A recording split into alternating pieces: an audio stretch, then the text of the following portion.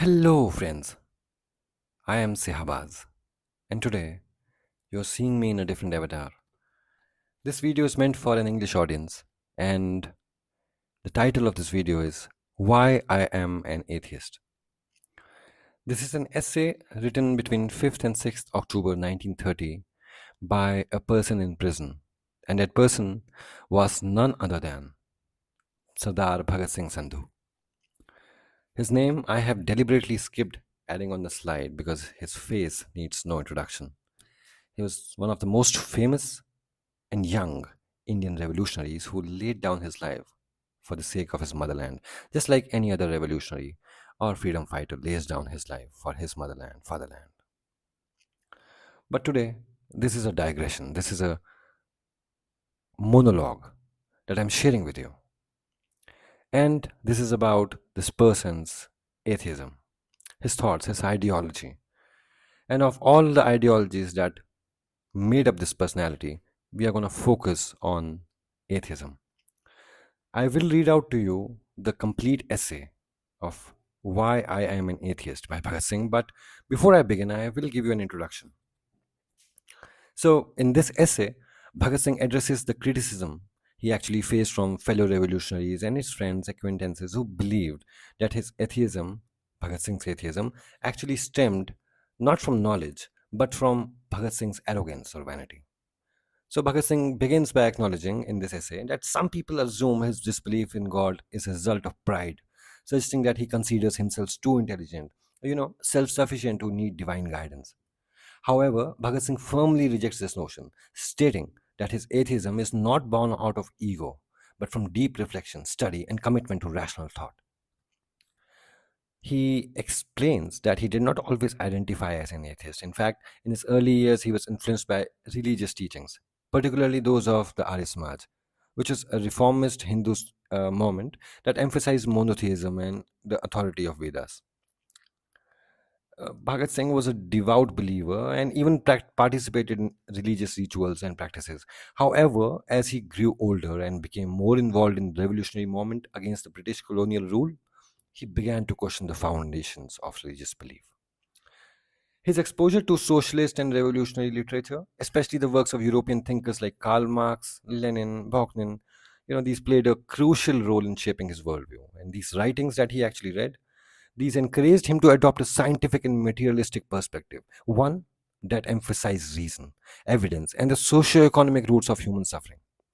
He came to see religion as a tool that often perpetuated ignorance, fear, and submission, rather than empowering people to challenge injustice.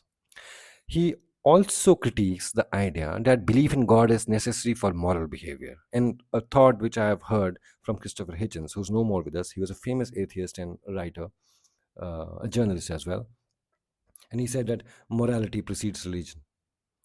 Anyway, uh, coming back to the introduction, and Bhagat Singh then stresses that morality should not be based on the hope of reward in heaven or the fear of punishment in hell. Instead, it should arise from the sense of responsibility towards fellow human beings and a desire to improve society. And he argues that a true virtue lies in doing good without expecting divine compensation. Therefore, his atheism is not a causal or not a casual or a rebellious stance, but carefully considered philosophical position. He emphasizes that he arrived at it through introspection and intellectual struggle, and that term is very important: intellectual struggle, not out of desire to shock or provoke. He also clarifies that he respects the right of others to believe in God, but he expects the same respect for his right to disbelieve. To conclude, the inference is that Bhagat Singh's introduction sets the stage for a powerful and reasoned defense of atheism. It reflects his commitment to truth, justice, and human dignity. And it challenges the assumption that faith is a prerequisite for moral or revolutionary action. His words continue to resonate as a bold assertion of intellectual freedom and personal conviction in the face of societal and political pressures. So, this was the brief introduction, and time is money, both of which I often have quite less quantity of. So, without much ado, I'll begin with the actual essay itself. Let us begin. A new question has cropped up.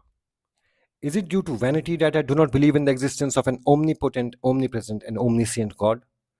I had never imagined that I would ever have to confront such a question. But conversation with some friends has given me a hint that certain of my friends, if I'm not claiming too much in thinking them to be so, are inclined to conclude from brief contact they have had with me that it was too much on my part to deny the existence of God and that there was a certain amount of vanity that actuated my disbelief. Well, the problem is a serious one. I do not boast to be quite above these human traits. I'm a man and nothing more. None can claim to be more. I also have this weakness in me. Vanity does form a part of my nature. Amongst my comrades, I was called an autocrat. Even my friend Batukeshwar Dutt sometimes called me so. On certain occasions, I was decried as a despot. Some friends do complain, and very seriously too. I involuntarily thrust my opinions upon others and get my proposals accepted. That is true to a certain extent. I do not deny. This may amount to egotism. There is vanity in me in as much as our cult, as opposed to other popular creeds, is concerned. But that is not personal. It may be. It is only legitimate pride in our cult that and does not amount to vanity. Vanity, or to be more precise, ahankar, is the excess of undue pride in oneself. Whether it is such an undue pride that has led me to atheism, or whether it is after very careful study of the subject and after much consideration that I have come to disbelieve in God, is a question I intend to discuss here. Let me first make it clear that egotism and vanity are two different things. So, in the first place, I have altogether failed to comprehend as to how undue pride or vaingloriousness could ever stand in the way of a man believing in God. I can refuse to recognize the greatness of a really great man, provided I have also achieved a certain amount of popularity without deserving it, or without having possessed the qualities really essential or indispensable for the same purpose. That much is conceivable. But in what way can a man believing in God, but in what way can a man believing in God cease believing due to his personal vanity? There are only two ways, let me tell you. The, the man should either begin to think himself as a rival of God, or he may begin to believe himself to be God. In neither case can he become a genuine atheist.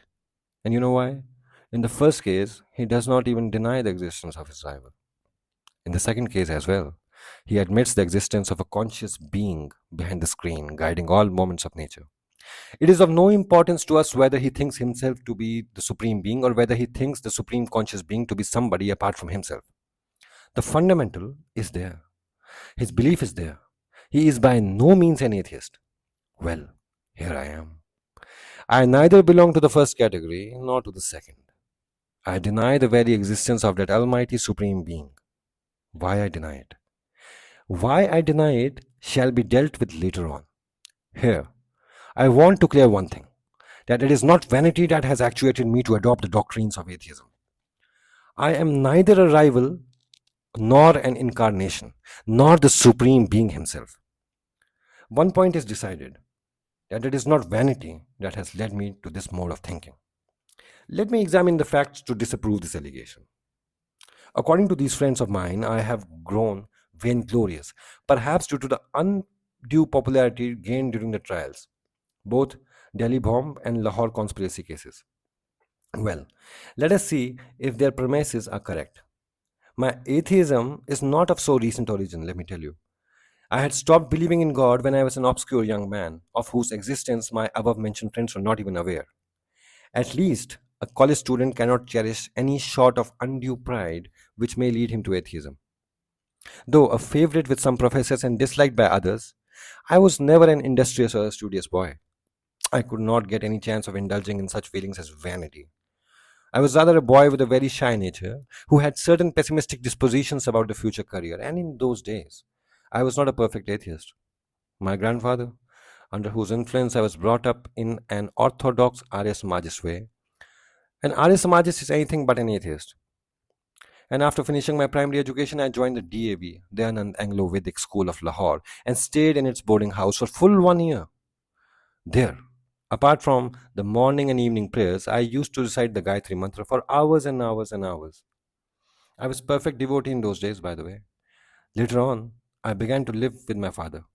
He is a liberal, in as much as orthodoxy of religion is concerned, and it was through his teachings that I aspired to devote my life to the cause of freedom. But he is not an atheist. He is a firm believer. He used to encourage me for offering prayers daily. So this is how I was brought up.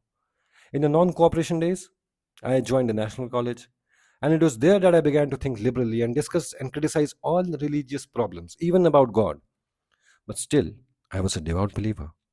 By that time, I had begun to preserve the unshorn and unclipped long hair, but I could never believe in any mythology and doctrines of Sikhism or any other religion for that matter. But I had a firm faith in God's existence. Then later on, I joined the Revolutionary Party. The first leader with whom I came in contact, though not convinced, could not dare to deny the existence of God. But on my persistent inquiries about God, he used to say, pray whenever you want to. Now, this is atheism less courage required for the adoption of that creed. And the second leader with whom I came in contact with was a firm believer. And let me mention his name, respected comrade Sachindranath Sanyal, who is now undergoing life transportation in connection with the Kakori conspiracy case. For the very first page of his only and famous beautiful book, Bandi Jeevan, or Incarcerated Life, the glory of God is sung vehemently. On the last page of the second part of that beautiful book, his mystic, because of Vedantism, praise is showered upon God from a very conspicuous part of his thoughts. The revolutionary leaflet distributed throughout India on January 28, 1925, was, according to the prosecution story, the result of his intellectual labor. Now, as is inevitable in the secret work of the prominent leader, expresses his own views which are very dear to his own person, and rest of the workers have the acquiesces in them, in spite of differences which they might have. In that leaflet, one full paragraph was devoted to the praise of Almighty and his rejoicings and doing. That is all mysticism. What I wanted to point out was that the idea of disbelief had not even germinated in the Revolutionary Party. The famous Kakori martyrs, all four of them, passed their last days in prayers. Ram Prasad Bismil was an orthodox Arya Samajist. Despite his wide studies in the field of socialism and communism, Rajen Lahiri could not suppress his desire of reciting hymns from the Upanishads and the Gita. I saw only one man amongst them who never prayed and used to say, philosophy is the outcome of human weakness or limitations of knowledge. He's also undergoing a sentence of transportation for life, by the way, but he also never dared to deny the existence of God. So, up to that period, I was only a romantic idealist revolutionary. Up till then, we were to follow. Now came the time to shoulder the whole responsibility. Due to the inevitable reaction for some time, the very existence of the party seemed impossible. Enthusiastic comrades, nay, leaders, yeah, they began to jeer at us. For some time, I was afraid that someday I might also not be convinced of the futility of our own program. That was turning point in my revolutionary career. Study was the cry that reverberated in the corridors of my mind. Study to arm yourself with the arguments in favor of your cult. I began to study. My previous faith and convictions underwent a remarkable modification. The romance of the violent methods alone, which was so prominent amongst our predecessors, were replaced by serious ideas. No more mysticism, no more blind faith. Realism became our cult. Use of force justifiable when resorted to as a matter of terrible necessity. Nonviolence as a policy indispensable for all mass movements. So much about the methods. The most important thing was the clear conception of the ideal for which we were to fight. As there were no important activities in the field of action, I got ample opportunity to study various ideals of the world revolution. I studied Bakunin, the anarchist leader, something of Marx, the father of communism, and much of Lenin, Trotsky, and others, the men who had successfully carried out a revolution in the country. They were all atheists. Bakunin's God and State, though only fragmentary, is an interesting study of the subject. Later, still I came across a book titled Common Sense by Nirlamba Swami. It is only a sort of mystic atheism. This subject became of utmost interest to me, and by the end of 1926, I had been convinced as to the baselessness of the theory of existence of an almighty supreme being who created, guided, and controlled the universe. I had given out this disbelief of mine. I began discussions on the subject with my friends, and I had become a pronounced atheist. But what it meant will presently be discussed. So, in May 1927, I was arrested at Lahore. The arrest was a surprise. I was quite unaware of the fact that the police wanted me. All of a sudden, while passing through a garden, I found myself surrounded by police. To my own surprise, I was very calm at that time. I did not feel any sensation, nor did I experience any excitement. I was taken into police custody, and next day I was taken to the railway police lockup where I was put to full 1 month. After many days' conversation with the police official, I guessed that they had some information regarding my connection with the Kakori party and my other activities in connection with the revolutionary movement. They told me that I had been to Lucknow while the trial was going on there, that I had negotiated a certain scheme about their rescue, and that after obtaining their approval, we had procured some bombs. That, by the way of test, one of the bombs was thrown in the crowd on the occasion of Dussehra, 1926. They further informed me, in my interest, that if I could give any statement throwing some light on the activities of the Revolutionary Party, I was not to be imprisoned anymore, but on the contrary, set free and rewarded, even without being produced as an approver in the court. I laughed at the proposal. It was all humbug. People holding ideas like ours do not throw bombs on their own innocent people. One fine morning, Mr. Newman, the then senior superintendent of CID, came to me and, after much sympathetic talk with me, imparted to him the extremely sad news that I did not give any statement as demanded by them.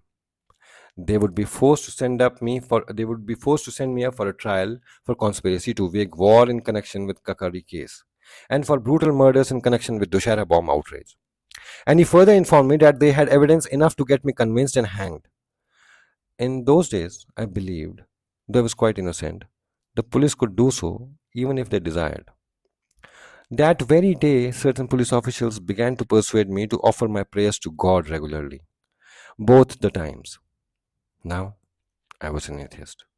I wanted to settle for myself whether it was in the days of peace and enjoyment alone that I could boast of being an atheist, or whether during such hard times as well I could stick to those principles of mine. After great consideration, I decided that I could not lead myself to believe in and pray to God. No, I never did. That was the real test, and I came out successful. Never for a moment did I desire to save my neck at the cost of certain other things. So I was a staunch disbeliever and have ever since been. It was not an easy job to stand the test. Belief sometimes softens hardships, even can make them pleasant. In God, man can find very strong consolation and support. Without Him, man has to depend on himself. To stand upon one's own legs and storm the hurricanes is not a child's play. At such testing moments, vanity, if any, evaporates, and man cannot dare to defy the general beliefs. If he does, then we must conclude that he has got certain other strengths than mere vanity, and that is exactly the situation now. Judgment is already too well known. Within a week, it is to be pronounced. What is consolation with the exception of the idea that I am going to sacrifice my life for a cause? A God believing Hindu might be expecting to be reborn as a king. A Muslim or a Christian might dream of the luxuries to be enjoyed in the paradise and the reward he's going to get for his sufferings and sacrifices. But what am I to expect? I know the moment the rope is fitted around my neck and rafters removed under my feet, that will be the final moment. That will be the last moment. I, or to be more precise, my soul, as interpreted in the metaphysical terminology, shall all be finished there. Nothing further. A short life of struggle, with no such magnificent end, shall in itself be the reward, and I have the courage to take it in all that light. That is all. With no selfish motive or desire to be awarded hereafter, quite disinterestedly, have I devoted my life to the cause of independence, because I could not do otherwise.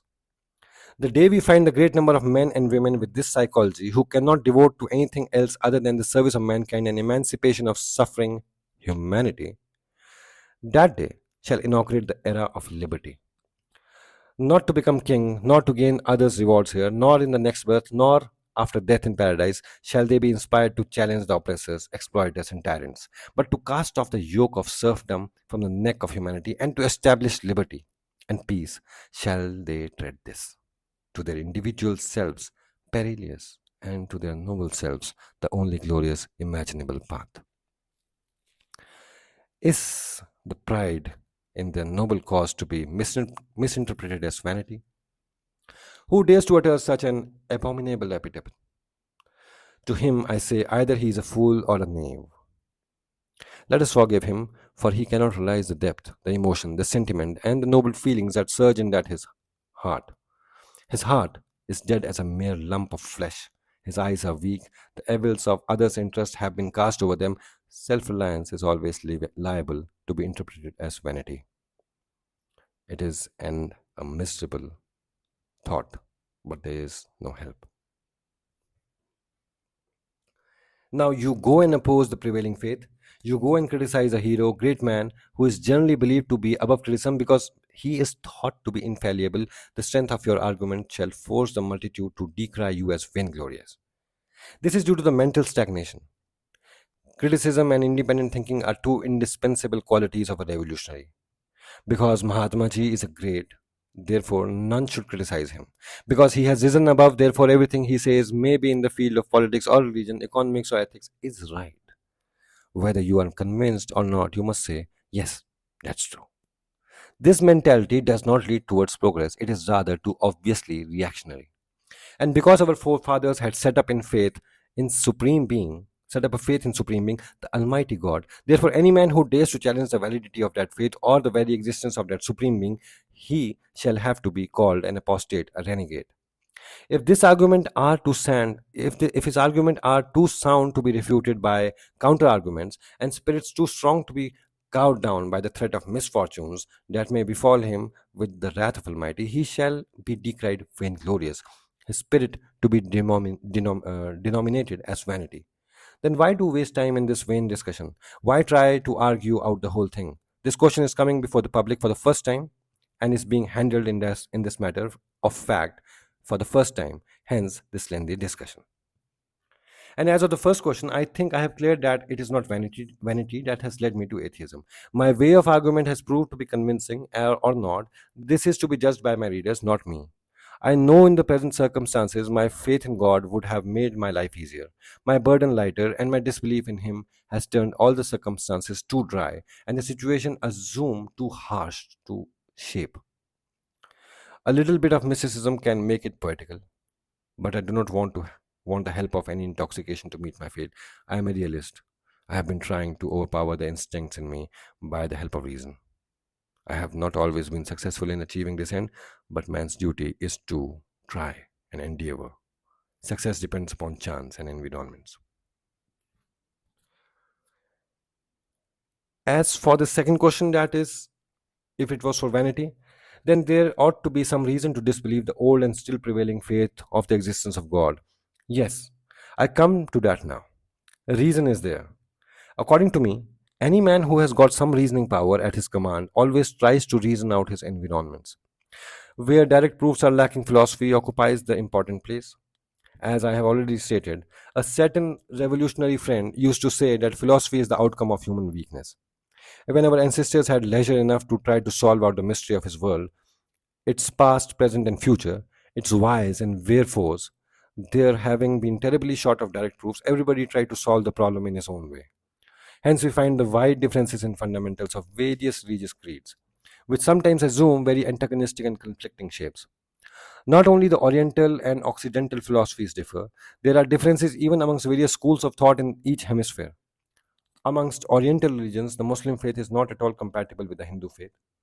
In India alone, Buddhism and Jainism are sometimes quite separate from Brahmanism, in which there are again conflicting faiths as Arya Samaj and Sanatan Dharma. Charvak is still another independent thinker of the past ages. He challenged the authority of God in old times, and all these creeds differ from each other on fundamental question. Everybody considers himself to be on the right. There lies the misfortune. Instead of using the experiments and expressions of ancient savants and thinkers as a basis for our future struggle against ignorance, and to try to find out a solution to this mysterious problem, we, lethargical as we have proved to be, raise the hue and cry of faith, unflinching and unwavering faith to the virgins, and thus are guilty of stagnation in human progress. Any man who stands for progress has to criticize. disbelieve, and challenge every item of the old faith. Item by item, he has to reason out every nook and corner of the prevailing faith. If after considerable reasoning one is led to believe in any theory or philosophy, in his faith is welcome. If after considerable reasoning one is led to believe in any theory or philosophy, his faith is welcome. His reasoning can be mistaken, wrong, misled, and sometimes fallacious, but he is liable to correction because reason is the guiding star of his life. But mere faith and blind faith is dangerous. It dulls the brain and makes a man reactionary. Makes a man reactionary. A man who claims to be a realist has to challenge the whole idea of ancient faith. If it does not stand the onslaught of reason, it crumbles down. Then the first thing for him is to shatter the whole down and clear a reconstruction. As far as I am concerned, let me admit at the very outset that I have not been able to study much of this point. I had a great desire to study the Oriental philosophy, but I could not get any chance or opportunity to do the same. But so far as the negative study is under discussion, I think I'm convinced to the extent of questioning the soundness of the old faith. I have been convinced as to non-existence of conscious supreme being who is guiding and directing the movements of nature. We believe in nature, and the whole progressive movement aims at the domination of man over nature for his service. There is no conscious power behind it to direct. This is what our philosophy is. As for the negative side, we ask a few questions from the believers. Question number one: If you if as you believe there is Almighty, omnipresent, omniscient, and omnipotent God who created the earth or world, please let me know why did he create it? This world of woes and miseries, a veritable eternal combination of numberless tragedies, not a single soul being perfectly satisfied. Pray. Don't say that it is his law. If he is bound by any law, he is not omnipotent. He is another slave like ourselves. Please do not say that it is his enjoyment. Nero burnt one Rome. He killed a very limited number of people. He created very few tragedies, all to his perfect enjoyment. And what is his place in history?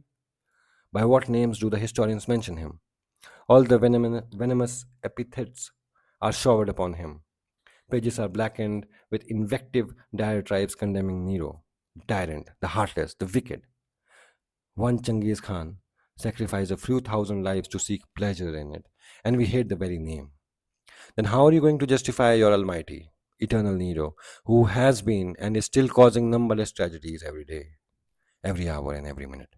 How do you think to support his misdoings which surpass those of Genghis every single moment? I say, why did he create this world?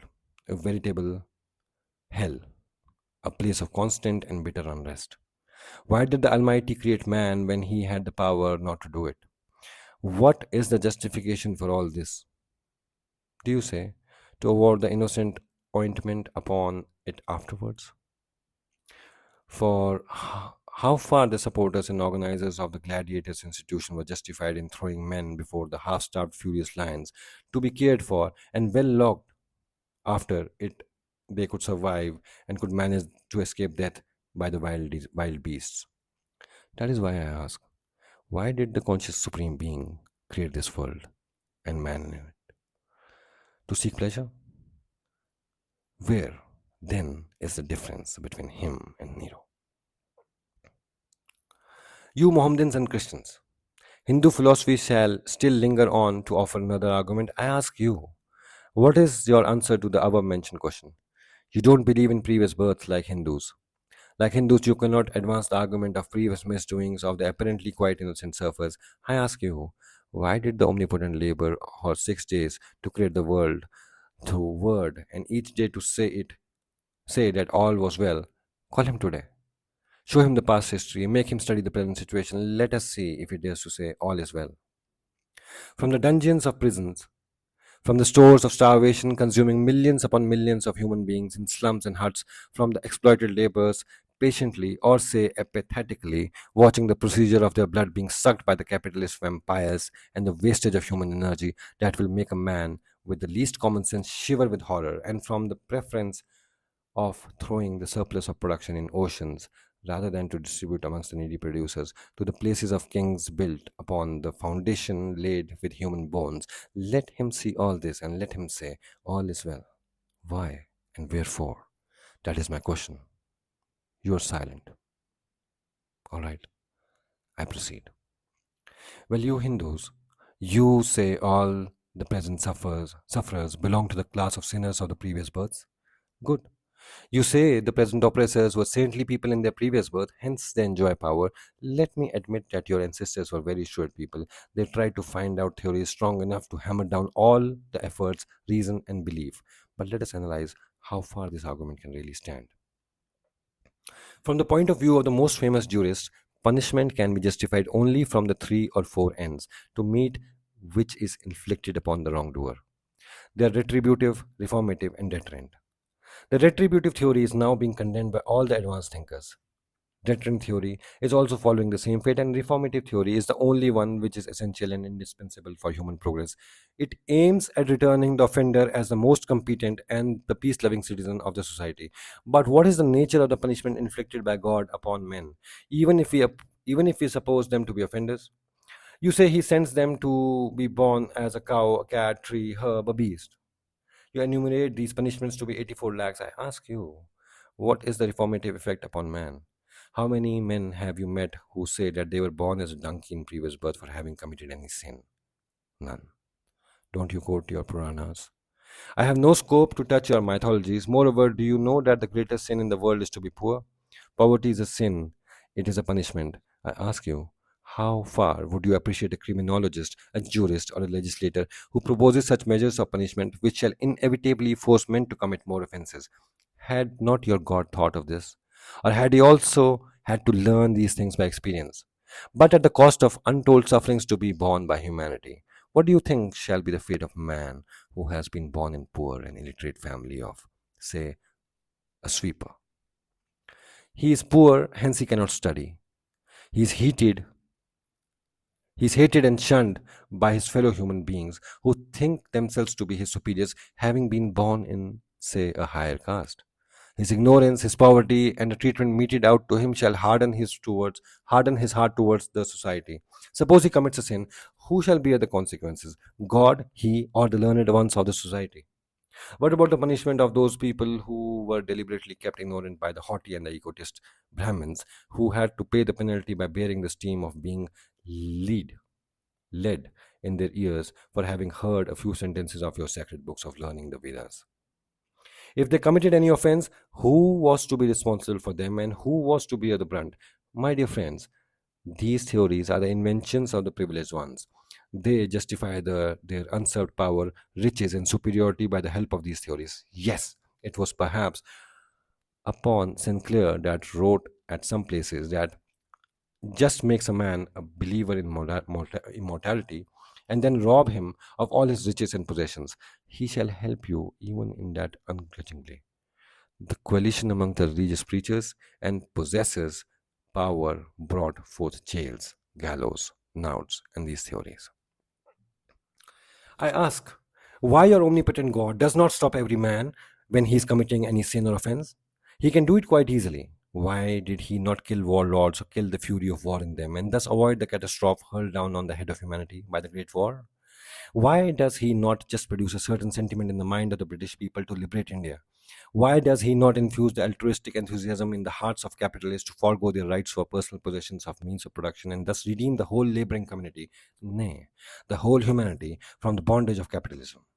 You want to reason out the practicability of the socialist theory. I leave it for your Almighty to enforce it. People recognize the merits of socialism in as much as the general welfare is concerned. They oppose it under the pretext of it being impracticable. Let Almighty step in and arrange everything in an orderly fashion. Now, don't try to advance roundabout arguments. They are out of order. Let me tell you, British rule is here, and not because God wills it, but because they possess power, and we do not dare to oppose them. Not that it is with the help of God that they are keeping us under their subjection, but it is with the help of guns and rifles, bomb and bullets, police and militia, and our apathy that they are successfully committing the most deplorable sins against society, the outrageous exploit, exploitation of one of the nation that they know. Where is God? What is he doing? Is he enjoying all these woes of human race? A Nero? A Changes? Down with him. Do you ask me how I explain the origin of the world and the origin of the man? All right, I'll tell you. Charles Darwin has tried to throw some light on the subject. Study him. Read Soham Swami's Common Sense. It shall answer your questions to some extent. This is a phenomenon of nature. The accidental mixture of different substances in the shape of nebulae produces Earth. When? Consult history. The same process produced animals and in the long run, man. Read Darwin, Origin of Species. And all the later progress is due to man's constant conflict with nature and his efforts to override it. This is the briefest possible explanation of phenomena. Your other argument may be just to ask why a child is born blind or lame, if not due to his deeds committed in the previous birth. This problem has been explained away by biologists as mere biological phenomena. According to them, the whole burden rests upon the shoulders of the parents who may be conscious or ignorant about their own deeds, which led to the mutilation of the child's previous to his birth. Naturally, you may ask another question, though it is quite childish in a sense. If no God existed, how did people come to believe in him? My answer is clear and brief. As they came to believe in ghosts and evil spirits. The only difference is that belief in God is almost universal and philosophy well developed. Unlike certain of the radicals, I would not attribute its origin to ingenuity of the exploiters who wanted to keep the people under their subjugation by preaching the existence of a supreme being and then claiming an authority and sanction from him for the privileged positions. Though I do not differ with them on the essential point that all faiths, religions, creeds, and other institutions become in turn the mere supporters of the tyrannical, exploiting institutions, men, and classes. Rebellion against king is always a sin, according to every religion. Rebellion against the king is always a sin, according to every religion. And as regards the origin of God, my own idea is that having realized the limitation of man, his weaknesses and shortcomings have been taken into consideration. God was brought into imaginary existence to encourage man to face boldly all the trying circumstances, to meet all dangers manly, and to check and restrain his outbursts in prosperity and affluence.